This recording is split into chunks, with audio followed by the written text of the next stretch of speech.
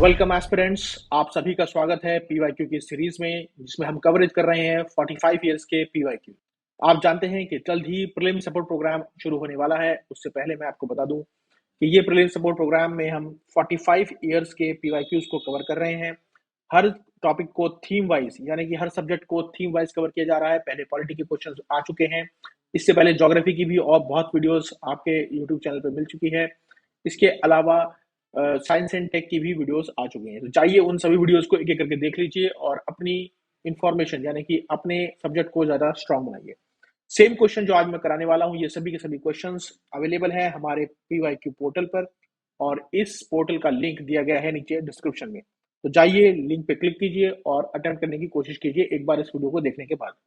इसके अलावा एडुकेमी ऑफर कर रहा है आपको जीएस के क्लास नोट्स। ये कॉम्प्लीमेंट्री क्लास नोट्स हैं, फ्री ऑफ कॉस्ट है, इसका कोई कॉस्ट नहीं है।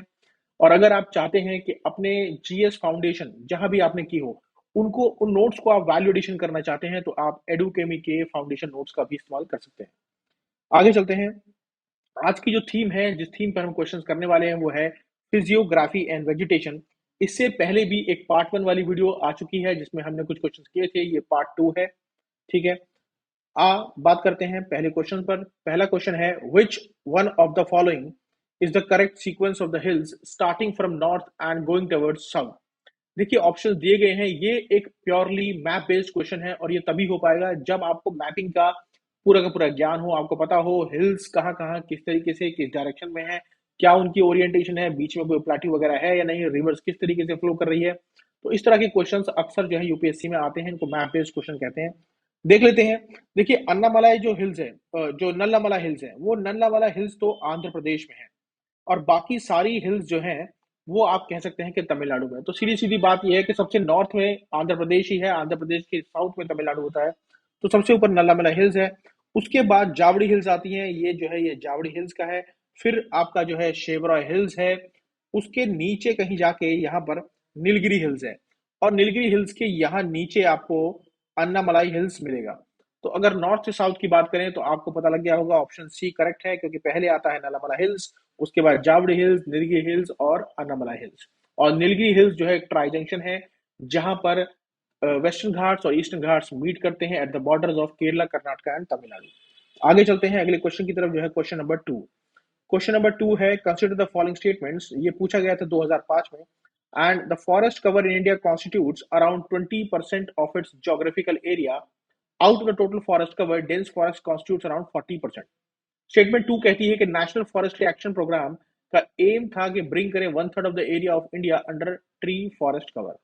ठीक है, ये एक डेटा बेस्ड क्वेश्चन है। तो डेटा जो है आपका, आप जानते हैं कि हर साल या 2 साल के बाद एक फॉरेस्ट सर्वे ऑफ इंडिया और इस तरह की रिपोर्ट निकलती है जो कि डेटा के बारे में आपको बताती है।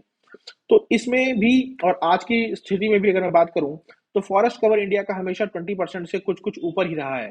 तो ये स्टेटमेंट तो पूरी की पूरी गलत हो जाएगी, क्योंकि 21 या 22 के करीब फॉरेस्ट कवर अभी भी है, और तब भी था। और फॉरेस्ट कवर में से बात करूं तो डेंस फॉरेस्ट कितना होगा, ये नंबर भी गलत है, क्योंकि डेंस फॉरेस्ट जो है हमारा, वो भी 50% से ज्यादा ही है। ठीक है, तो इस हिसाब से देखा जाए तो ये स्टेटमेंट बिल्कुल गलत हो गई।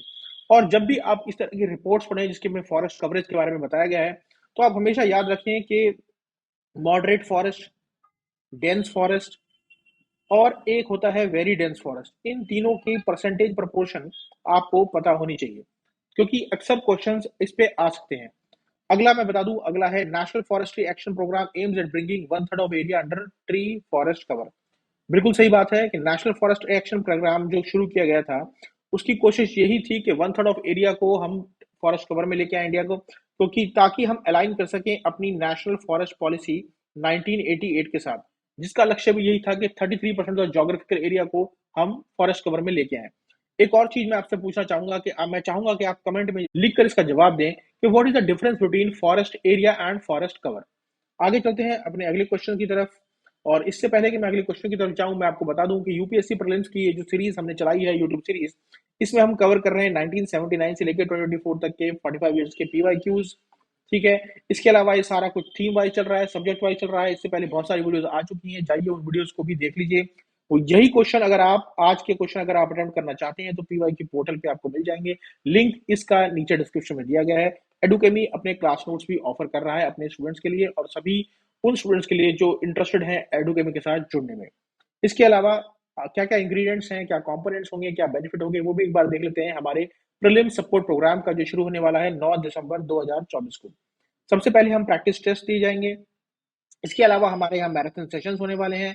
मैराथन सेशंस लंबे-लंबे सेशन होंगे जहाँ हम आपको साथ बैठेंगे और हमारी कोशिश ये होगी कि एक्सटेंसिव कवरेज कराई जाए सिलेबस की क्वेश्चंस के थ्रू। बुक रीडिंग सेशंस होंगे क्योंकि बहुत सारे स्टूडेंट्स को ये डाउट रहता है कि बुक किस तरह से पढ़नी है, क्या छोड़ना है और क्या पढ़ना है। उस बुक रीडिंग सेशंस में बहुत क्लैरिटी आएगी आपकी पढ़ाई को लेके। रिवीजन सेशंस होंगे, लगातार रिवीजन के बगैर कुछ भी नहीं है, पूरा एग्जाम रिवीजन बेस्ड है। जितनी बार रिवीजन करोगे उतनी बार जो है बेहतर रिजल्ट्स दे सकोगे। सेक्शनल टेस्ट होंगे हर टॉपिक को लेके कि किस-किस तरीके के, चाहे वो एनवायरनमेंट के हों, पॉलिटी के हों, साइंस एंड टेक हो, इसी तरह से इकोनॉमी, सबका जो है सेक्शनल टेस्ट होगा। फुल लेंथ टेस्ट होंगे उसी पैटर्न पे जिस हिसाब से यूपीएससी अपने टेस्ट लेता है, पूरे के पूरे 100 क्वेश्चन और कोशिश की जाएगी उसी पैटर्न को फॉलो करने की। यूपीएससी मिक्स टेस्ट का मतलब ये है कि यूपीएससी का एक ट्रेंड है कि वो अक्सर वही क्वेश्चन बार-बार पूछ लेता है जो उसने यूपीएससी के दूसरे पेपर्स में भी पूछे होते हैं। यानी कि सीडीएस हो गया, सीएपीएफ हो गया, ये कुछ ऐसे पेपर्स हैं जो यूपीएससी कंडक्ट कराता है, तो अपने ट्रेंड्स को वहां भी कंटिन्यू करता है। उनके भी क्वेश्चन हमने इसमें मिक्स किए हैं। करंट अफेयर की रिवीजन कराई जाएगी पिछले एक साल की 2024 अप्रैल से लेकर 2025 तक। इसके अलावा हम आपको सीसैट सपोर्ट प्रोवाइड करेंगे इन केस के स्टूडेंट्स को फील होता है कि मैं मैथमेटिक्स या किसी भी सीसैट के सिलेबस में आए हुए क्वेश्चंस को लेके मैं बहुत वीक हूँ, मुझे उन पे कुछ ट्रेनिंग चाहिए, मुझे कुछ हैंड होल्डिंग चाहिए, नर्चरिंग चाहिए, तो वो भी प्रोवाइड की जाएगी। पर्सनलाइज मेंटरशिप जहां आप अपने मेंटर्स के साथ 1 टू 1 बैठेंगे और आपके कोई भी डाउट्स हैं, रिजॉल्व हैं, कैसे स्ट्रैटेजी को फॉलो करना है, फ्यूचर में कैसे आगे बढ़ना है इस एग्जाम को लेके, उस पे बातचीत आप कर सकते हैं। टेस्ट के डिस्कशन होंगे, टेस्ट के बाद डिस्कशन उसकी जरूरी है, वो तो आप जानते ही हैं। और हमारी जो all India mock test series है जिसका नाम है प्रयास, ये ऑल इंडिया मॉक टेस्ट होगा। सभी लोग इसमें पार्टिसिपेट करेंगे और इनकी जो रैंकिंग है वो भी ऑल इंडिया बेसिस पे आपको बना के दी जाएगी। तो प्रीलिम सपोर्ट प्रोग्राम जो शुरू हो रहा है 9 दिसंबर 2024 से, याद रखें।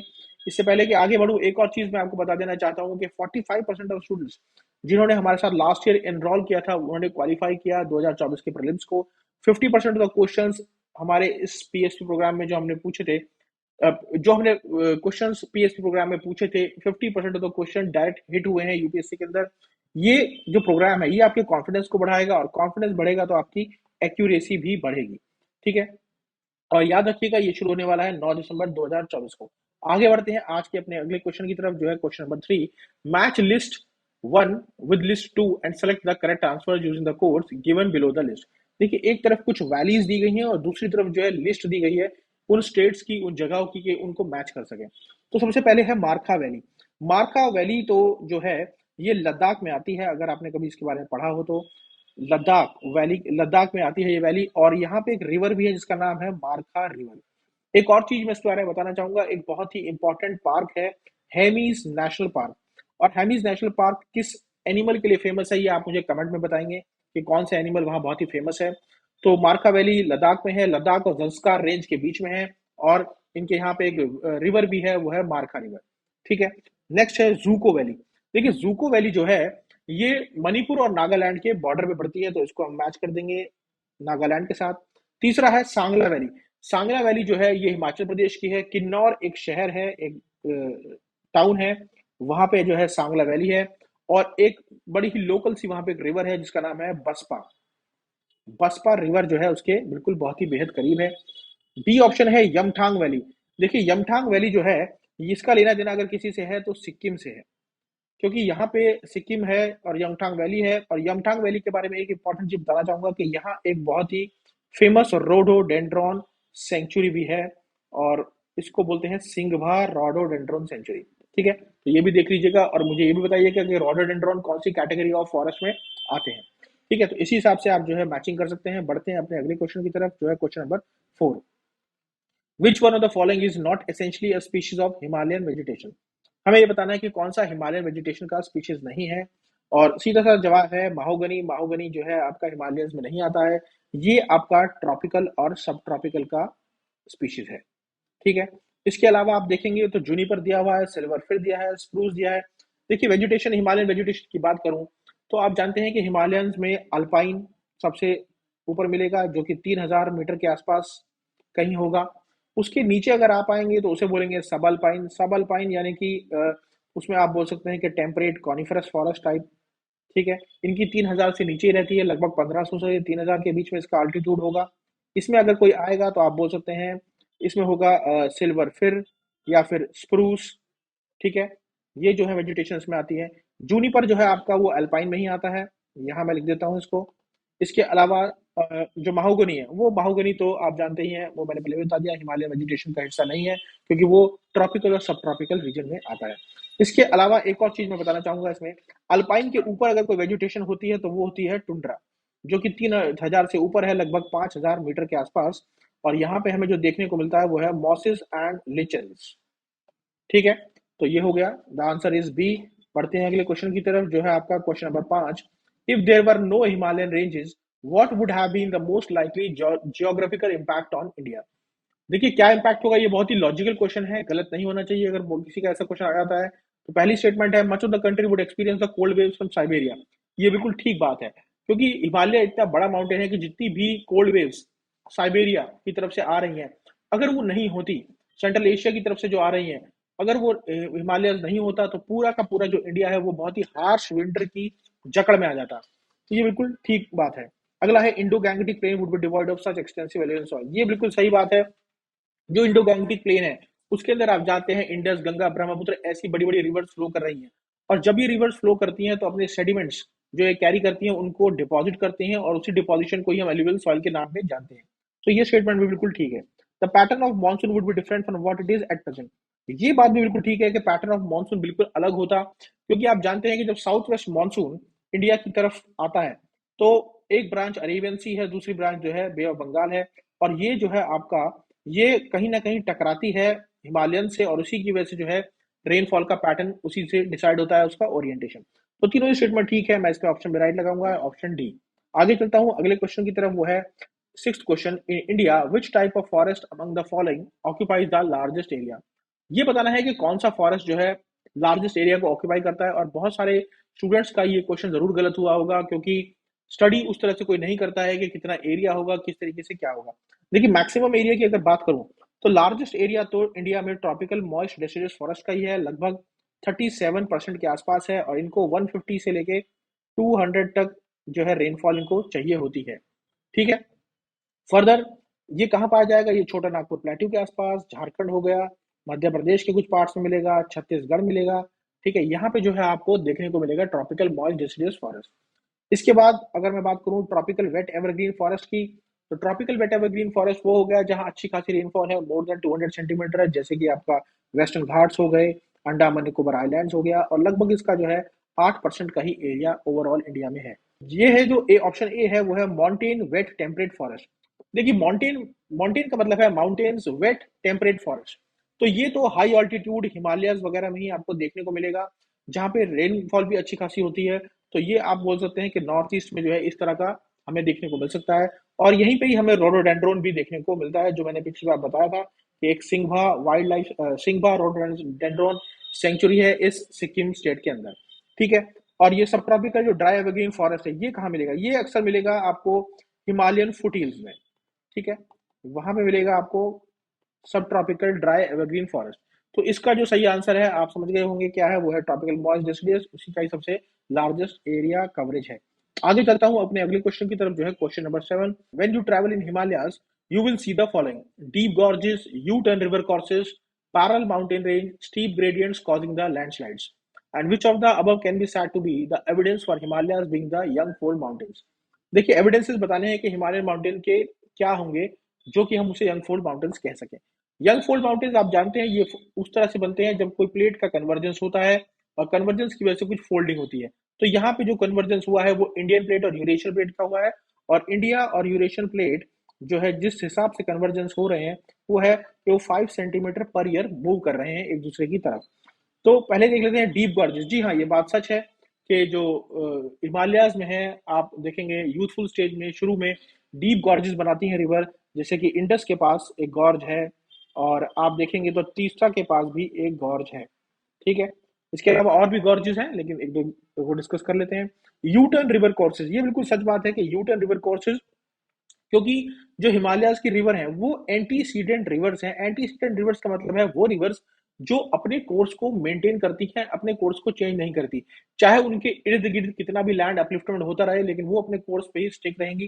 तो क्योंकि वो अपने कोर्स को चेंज नहीं करती हैं, आपको देखने को मिलेगा बहुत सारे यू टर्न्स, ठीक है? यू टर्न का एक बहुत बेहतरीन एग्जाम्पल है जो नमचा बरवा है। नमचा बरवा इन अरुणाचल प्रदेश, वहां एक यू टर्न दिखाया है ब्रह्मपुत्र में, ठीक है? पैरेलल माउंटेन रेंजेस, ये पॉइंट भी बिल्कुल ठीक है। पैरेलल माउंटेन रेंजेस होते हैं, आप देखेंगे ग्रेटर हिमालयाज हैं, उसके पैरेलल में लेसर हिमालयाज हैं, फिर आपका शिवालिक्स है। तो ये यही दिखा रहा है कि पैरेलल माउंटेन रेंजेस होती हैं, ठीक है? Steep gradients causing the landslide, जी हाँ, आप देखेंगे तो ग्रेडियंट्स यानी कि स्लोप बहुत ही स्टीप है और उसकी वजह से लैंडस्लाइड भी होती है, क्योंकि अच्छी खासी रेनफॉल होगी तो थोड़ा भी गड़बड़ हुई तो सीधा लैंडस्लाइड होंगी, और सिक्किम में, नॉर्थ ईस्टर्न में बहुत ज्यादा लैंडस्लाइड हो रही हैं। तो इस हिसाब से देखा जाए तो option one D, that is 1, 2, 3 और 4, ठीक है? आगे चलते हैं अपने अगले क्वेश्चन की तरफ, जो है question number 8। A particular state in India has the following characteristics. It is located on the same latitude which passes through northern Rajasthan.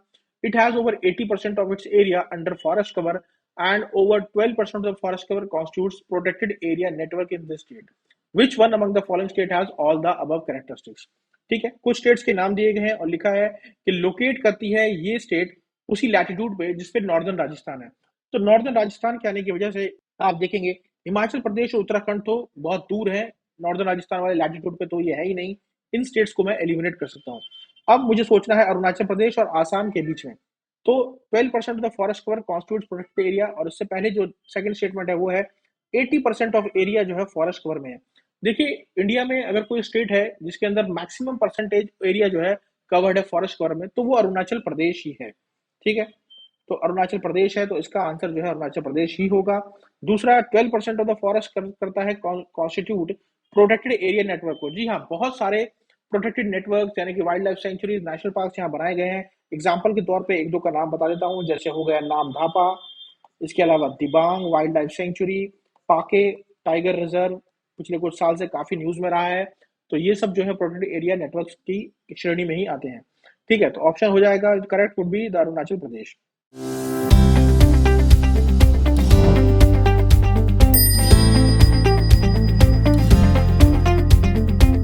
Pro mentor tip देना चाहूंगा कि फिजियोग्राफी और वेजिटेशन के जितने भी टॉपिक्स हैं, आप हमेशा इस कॉन्सेप्ट को अंडरस्टैंड करने की कोशिश कीजिए, क्योंकि अंडरस्टैंडिंग से ही आपको समझ में आएगा कि बेहतरी कैसे की जा सकती है इस पर्टिकुलर टॉपिक में। फिजियोग्राफी को समझें, जैसे कि आप ये देखिए कि हिमालयाज हैं, वहां पे ऑल्टीट्यूड वेरिएशन होता है, एलिवेशन होता है, कहाँ पे कॉनिफरस फॉरेस्ट होगा, कहाँ पे आपका अल्पाइन वो होगा वेजिटेशन, उसके नीचे फिर टेम्परेट, किस तरीके से फूट हिल्स में ड्राई एवरग्रीन फॉरेस्ट हमें देखने को मिलेंगे। तो मेजर वेजिटेशन टाइप्स को अंडरस्टैंड करना है, उन्हें पढ़ना है, रिलेशनशिप को स्टैब्लिश करना है कि फिजियोग्राफी और वेजिटेशन के बीच में किस तरह की रिलेशनशिप है, और अगर मैं लॉजिक अप्लाई करूं तो वहां क्वेश्चन रिजॉल्व होंगे या नहीं। लास्ट है कि क्लाइमेट कंडीशंस को भी जाने कि किस पर्टिकुलर एरिया में कितनी रेनफॉल है, क्या वहां का क्लाइमेटिक सिनेरियो है एंड ऑल, ठीक है? तो इस तरह की इंफॉर्मेशन के लिए आपको स्पेसिफिक होना पड़ेगा, जनरलिस्ट इंफॉर्मेशन से काम नहीं चलेगा। स्पेसिफिक इंफॉर्मेशन आप कलेक्ट करेंगे तभी जो है यूपीएससी के प्रीलिम्स को क्रैक कर पाएंगे। जो आपको हेल्प करेगा हमारा प्रोग्राम दैट जो शुरू होने वाला है पीएसपी के नाम से, प्रीलिम सपोर्ट प्रोग्राम, और फ्रॉम 9th ऑफ दिसंबर 2024, ठीक है? फाइन। इसके अलावा मैं आपको बताना चाहूंगा कि अगर आप हमारे प्रीलिम सपोर्ट प्रोग्राम में एनरोल करते हैं और आप चाहते हैं कि आपको कोई डिस्काउंट मिले, तो वो डिस्काउंट आपको जरूर मिलेगा अगर आप यूज करते हैं AJAY10 यानी कि अजय 10। अगर आप ये कोड यूज करते हैं तो आपको 10% ऑफ मिलेगा एडुकेमी के प्रीलिम सपोर्ट प्रोग्राम में, जो आपको हेल्प करेगा क्रैक करने में यूपीएससी 2025, ठीक है? तो आज के लिए बस इतना ही। इसके बाद फिर से हाजिर होंगे एक नई वीडियो के साथ, एक नई जोश के साथ, ताकि आप लोगों के साथ ज्यादा जो है अपना नॉलेज शेयर कर सकें, आपको हेल्प कर सकें आपके एग्जाम को क्रैक करने में। Thank you, love you all, bye bye, take care.